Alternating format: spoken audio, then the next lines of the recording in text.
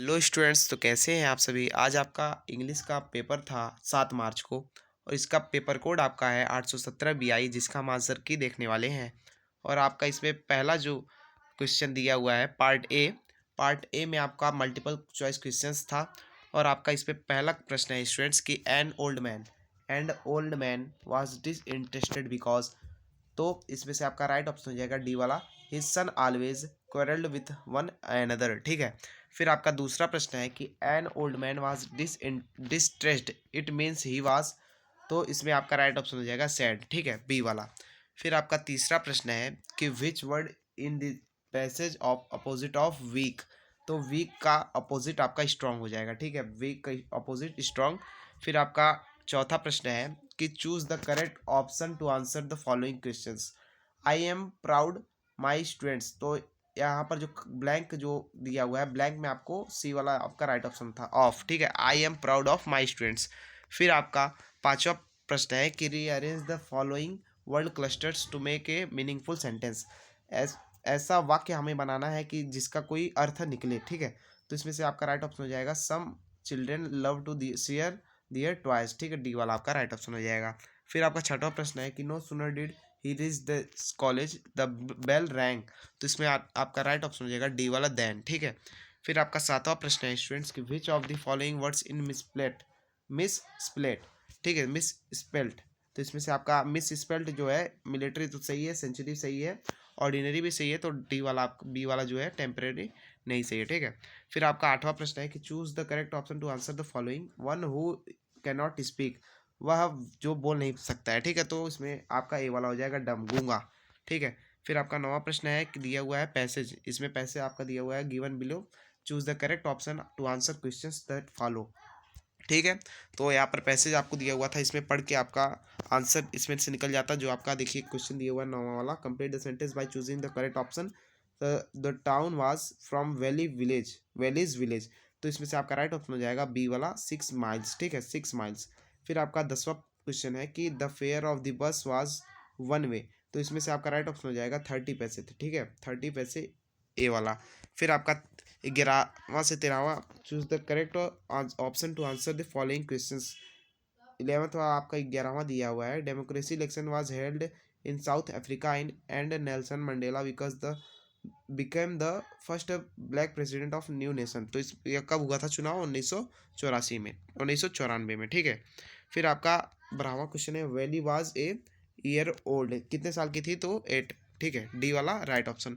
फिर आपका 13वां प्रश्न है कि the poem was about a mother duck and swan. तो इसमें से आपका राइट ऑप्शन हो जाएगा ए फादर, ए फादर, ये आपका राइट ऑप्शन हो जाएगा। फिर आपका 14वां से 15वां है कि read the given state and choose the correct option to answer the following questions. तो यह आपका जो है पैराग्राफ दिया हुआ है एक पोयम से, पोइट्री से, और इसके जो आंसर देने थे। तो आपका 14वां प्रश्न है कि some people say that the world will end in. तो किसमें विश्व का अंत होता है? तो फायर में। ठीक है, सी। फिर आपका 15वां प्रश्न है कि what do you mean by hold. Hold यानी होल्ड, पकड़ना। तो कम सपोर्ट, सपोर्ट यानी वही हो गया होल्ड ईयर, उसका मतलब। ठीक है। फिर choose the option to correct answer the following. यहाँ पर आपका 16वां से 20वां दिया हुआ है। 16वां, when the thief awoke the next morning he found. वह क्या पाता है, वह क्या बनाता है, क्या पाता है? तो Anil had made the T. Anil क्या चाय बनाते हुए अनिल को पाता है। तो आपका फिर 17वां प्रश्न है कि at Harvard medical school Richard Ebright began experiments because the wanted. वो क्या चाहते थे? ठीक है, तो टू प्रूव हिज लाइफ। ठीक है, टू प्रूव हिज लाइफ। इसमें से आपका बी वाला राइट ऑप्शन हो जाएगा। फिर आपका 18वां है कि भोली फादर रामलाल हैड, कितने सन्स थे? तो डी वाला आपका राइट ऑप्शन हो जाएगा 3 सन्स एंड 4 डॉटर्स। फिर आपका 19वां प्रश्न है कि ट्रिकीज एक्चुअल प्रॉब्लम वाज, उसकी एक्चुअल प्रॉब्लम क्या थी, वास्तविक जो परेशानी थी क्या थी? सी वाला आपका vomiting because of excess of food. फिर आपका 20वां प्रश्न है कि in the story the necklace was that was lost was. तो क्या थे? A necklace was artificial diamonds के थे। ठीक है। फिर आपका पार्ट भी आ चुका है रीडिंग का। रीडिंग में आपको पढ़कर ये जो पैसेज है इनके उत्तर देने थे आपको। देखिए आपका 4 प्रश्न था जिसमें प्रत्येक को उत्तर देने पर आपको 2 अंक निर्धारित था। और इसमें आपका सॉफ्टली आपका इसमें दिया हुआ है कि what which word in this passage means. Softly का इसमें आपका हो जाएगा टेंडरली, ठीक है।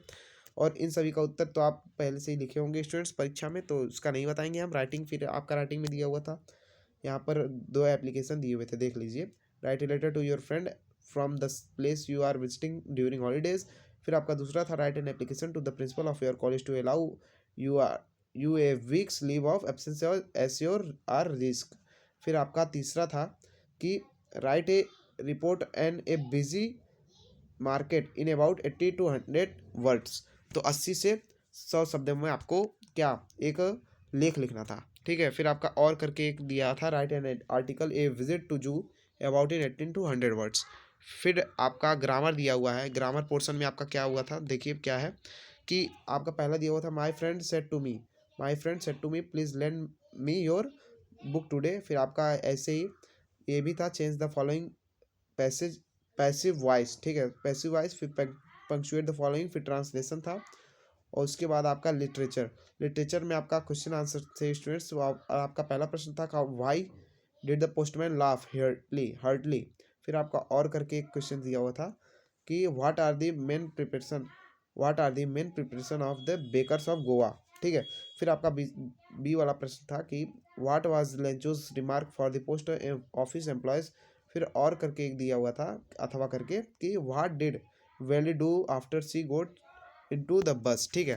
फिर इस तरह से फिर आपका छठवां प्रश्न है कि answer one of the following questions about 60 words. फिर यहाँ पर भी how did the bus conductor receive valley. फिर आपका बी वाला है कि what does the writer say about Coorg and it's people. फिर आपका सातवां प्रश्न था कि who has compose the poem dust of snow किसका पोएम था। What message does the poet gives us through the poem.